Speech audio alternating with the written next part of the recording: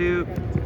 Alright guys, we just got top 16 at YCS Vegas, and I played Naturia Runick, same with Koty, and Shu played the Adventure Kashira deck. But yeah, let's just get right into the deck list, and then I guess shoutouts for you. Yeah, so shoutouts to Luxury Gaming, sponsors, you know. Shout out to Pac, Shu, Gunther, Walter, everyone that went to Mexico and then came here to Vegas. Yeah, shout out to Pac for coming up with the idea for the deck. Yeah, I think this deck is like honestly the best deck of the format. I honestly thought we were gonna win it, just literally got unlucky. So yeah, very unlucky. Yes. It's unfortunate, but yeah, let's jump right into it. This is like the standard Naturia package, 3-3-1. It's really not much to say. I mean, these cards are they're just super high quality cards, to be honest. Yeah, there's like no one really knows. Like a lot of people like misplay into Graveyard's effect and all that good stuff, but yeah, that's just like the standard stuff. And then we played 3 Shizu. Probably should have been 4, but I think 3 was solid. Yeah, I mean, you mill 5 from your deck, and you get to see what they're playing. You can also use this just to deck them out once you exhaust your Naturia engine. Keldo lets you recycle back your resources, but also against like the branded Despia deck, if you go Hugin pitch Keldo, you turn off all their back row. So like that was also the theory. Yeah. I barely saw Keldo this weekend. Yeah, I never saw it. I never saw it. Didn't Keldo pitch Kelback at some point? Yeah, he did. I did, but like I barely saw it. I saw it like twice. Yep. Kelback's really good. It's actually just a good hand trap. Like this card is actually legitimately a good hand trap because I expected Despia in the room, and also like it's good against Swordsoul as well. So, and then the only hand trap we played was 3 Ash. It's just super generic, and when you're drawing a lot of cards off your Runick engine, Ash is pretty devastating to add on top of your interruptions. So. Pretty much it for the monsters. Yeah, the only thing like I think I would change is maybe play the Medora. Yeah, play the Medora. Right? Yeah. But like, I don't know. The reason why we didn't is because we didn't want to add more like dead draws into the deck, which was like the biggest problem. Like this deck really only loses to itself from what we were seeing, especially since people didn't really know like what the cards did, and we just wanted to make the deck as consistent as we possibly could within the amount of cards that was consistent enough. Yep. I played 3 Blessing. People played 2, but it's like the best card in the deck. Like it lets you quick synchro into like Barkion and play around evenly. It's a non-target reborn, summon from hand as well. There's a combo we do with this card and like Mo Cricket, or no, is this with this and Camellia? Yeah. You get to end on like Nappies plus like 2 monster negates for free, while giving you follow up. So yeah, this card is really good. People played 2 before because of the shufflers, but I think you have to play 3 now because the shufflers are at 1. Also, it's just fine to open because it can summon from hand too. Exactly. Yep. And then probably the most busted part. These cards are just crazy. Like these cards are just like really good into any mid-range deck because you're drawing so much, you get so much advantage, and then you use out resource them. Like you just literally win. The reason why the Naturia engine is so good is because you need to protect Fountain, and the cards that beat your Fountain loses to Nappies and Barkion, and so those are the cards that you make. Obviously Baron as well, but you protect Fountain so that your Runick engine just basically resolves and you basically win the game from there. But yeah, 17 Runicks, or 15 technically. 15 and 2 Fountain. Yeah, 15 2 Fountain. And then for non-engine slots, 3 Book of Eclipse, 3 Evenly Match. Back in Minneapolis, I played Runick Sprite, and it's like the same theory. The deck is already so good at going first, so you can just play cards like Evenly Match for going second, and it's like fine.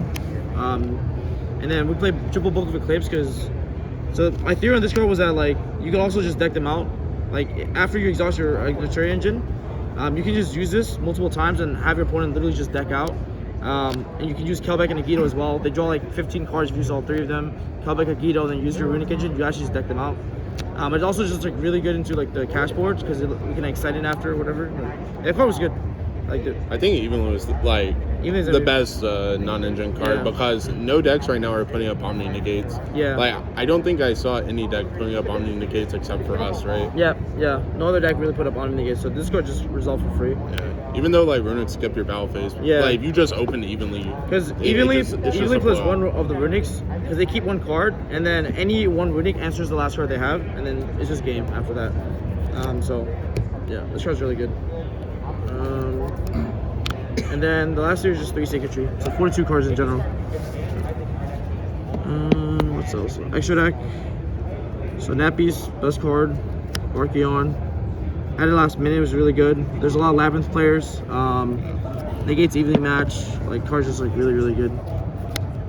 Coral Dragon, Charge, Standard. Chenying the Baron. We added this card in for time. Scarlight, but it's also just like the effect to remove all your opponent's monsters is actually just relevant because you don't have your battle phase. Like having cards like these in your extra deck to nuke your opponent's board is actually won me a game. Like I didn't win in time off it, but I won off the effect to like nuke their entire board. Because like it does put out a lot of damage as well. Yeah. Like every time you use the effect, it's only at least 2k damage. Yeah, and exactly. like with Runick's, like you're not able to really attack that much. So being able to like do little chip damage and be able to not have to put as much damage on board whenever you are trying to go for game is really important as well. Yep. 2 Kugan, 2 Gary. I think these ratios is good. Yeah. You never needed more. Baguska. Despia does not have out to this. So this card's just insane. Excite All Night. This is the only regret in the extra deck. Yeah, I wish I played 2. But this card came up for me enough where I think it was fine. Dugaris. When you break, you can draw 2. Helps you see your side. Also, Monster Reborn effect is really good. And then it one gets over towers too. Yeah, Like it gets tower over towers. effects, which is cool. Because you can double the attack of Chenying and then beat over stuff. So you can probably one-shot people with that. And then 1 donor. Because I summoned that card like 5 times. Yeah, I summoned a lot. So this card and these cards are plants and insects. So this card can tag onto 2, and you can use those 2 to make this when you're cracking boards. So it's also it was the way that we decided that we were going to beat Ibli within the extra deck and not have to dedicate multiple spots to it. Yeah. Exactly. I didn't get Ibli once either.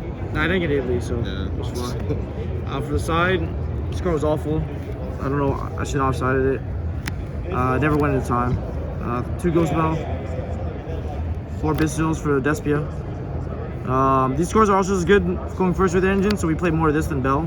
Bell is mainly for Expulsion, but the good players just like play around Bell on Expulsion anyways because they put in the banish and the target, so you can't Bell that. But these cards are good. Played against some guy actually trying tier out. Got Bistilled, GG.